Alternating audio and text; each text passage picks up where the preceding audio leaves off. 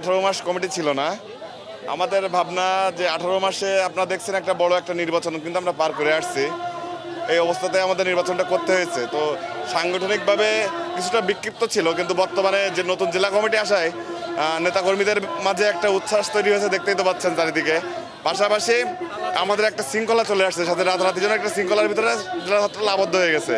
আমাদের ভাবনা ছাত্রদলকে শক্তিশালী করতে হবে, সামাজিক এবং মানবিক কাজগুলো আমাদের গতিশীল করতে হবে। পাশাপাশি শিক্ষাঙ্গন থেকে শুরু করে সার্বিক দেশের সার্বিক কল্যাণে ছাত্রদল লেগে যাবে ইনশাল্লাহ।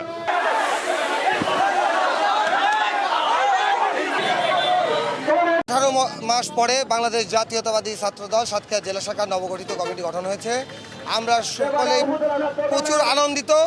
আজকে একটি গণজোয়ার তৈরি হয়েছে।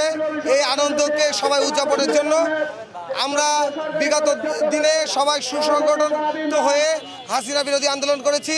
ইনশাল্লাহ ভবিষ্যতে সবাই সুসংগঠিত থেকে বাংলাদেশ জাতীয়তাবাদী ছাত্রদল সাতক্ষীরা জেলা শাখা তারেক রহমানের 31 দফা বাস্তবায়নের জন্য সর্বদা ঐক্যবদ্ধ থেকে তার 31 দফা বাস্তবায়ন করেই ছাড়বো ইনশাল্লাহ।